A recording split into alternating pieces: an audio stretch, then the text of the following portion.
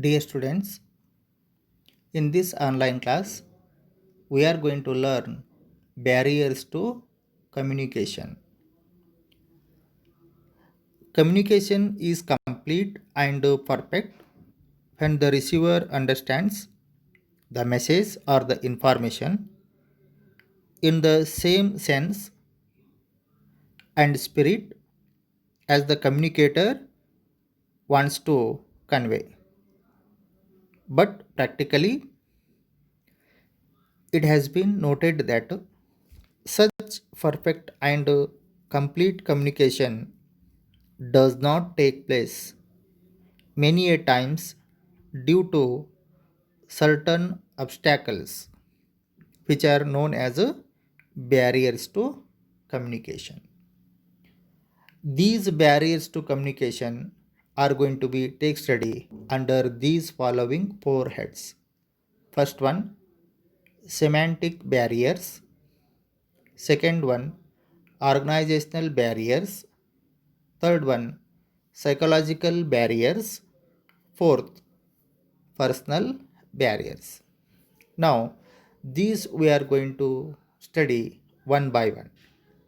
Dear students, in this online class, we are going to learn only the first barrier, that is semantic barriers, and rest of the barriers to communication, that means organizational barriers, psychological barriers, and personal barriers.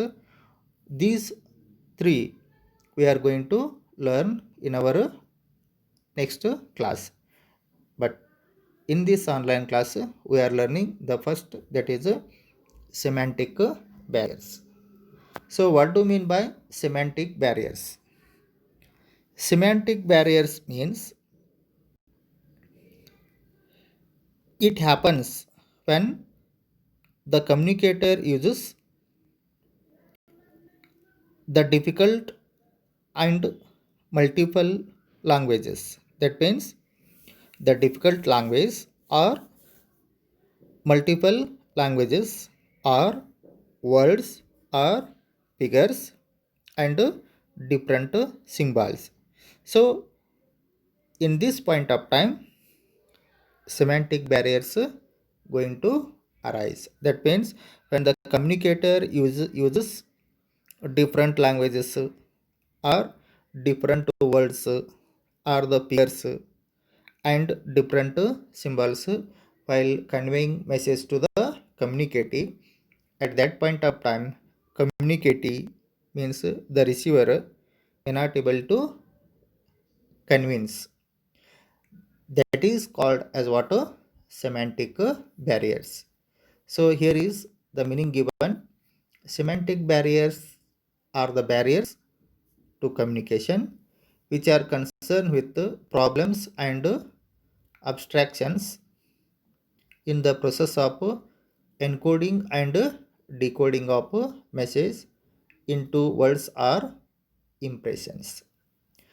Now we are going to learn the different semantic barriers to communication. That means under semantic barriers, we are going to learn these are what barriers to communication. That means semantic barriers to communication are going to be studied under these heading, that is badly expressed message, symbols with different meanings, faulty translations, unclarified assumptions, technical jargon, and body language and gesture decoding.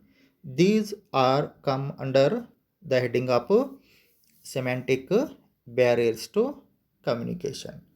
Now we shall study one by one of these semantic barriers to communication. The first one here it is given, badly expressed message. It happens when a manager has inadequate vocabulary or usage of wrong words or omission of needed words. That means manager sometimes intended meaning or message or the information may not be conveyed to his subordinates. That is what about badly expressed message. The second one, symbols with different meanings. That means a word may have several meanings, but receiver has to understand means perceive one such meaning for the word used by communicator. That means the way manner in which communicator sends the message, according to that same way, if it is understood by the communicatee, then there is no problem for the communication. But the intention of sending message from the sender is different. On the other hand, that message is understood in different way by the communicatee. That is what about the symbols with different meanings. I mean, a word may have different meanings, as meaning sent by the sender can be quite different from the meaning understood by the receiver. For example, when we are using the value in goods and services are different than the value of friendship. That means the term value, VALUE, when we are using this term in our goods and services, the meaning is different. Means what is the value of goods and service? Then its meaning is different. Then what is the value of friendship? That meaning is different. So that is what about the second one. Then the third one. So this happens, that is faulty translations. This happens when the communicator translates the information from one language to another language. That means the manager is going to simplify the information or translate the information from from one language to another language. At that point of time, this problem is going to be taken place. That means sometimes the communications originally drafted in one language, for example, if it is in English, needed to be translated to the language understandable to the workers, for example, in Canada. So when the manager translating the original information which was there in English, that is going to be translated into Kannada language. At that point of time, the communicator means the manager may not able to translate the same way the matter how it is there in English. At that point of time, this faulty translation is going to be taken place. That means the manager may not able to translate from one language to another language properly. So that is what about the third one. Fourth one, unclarified assumptions. Unclarified assumptions. When communications means the communications may have certain assumptions. Means unclarified assumptions. Here what happens? The communications may have certain assumptions which are subject to different interpretations. For example, a manager may instructed to his employee, take care of our guest. Manager may mean that employee should take care of transport, food, accommodation of the guest until he leaves the place.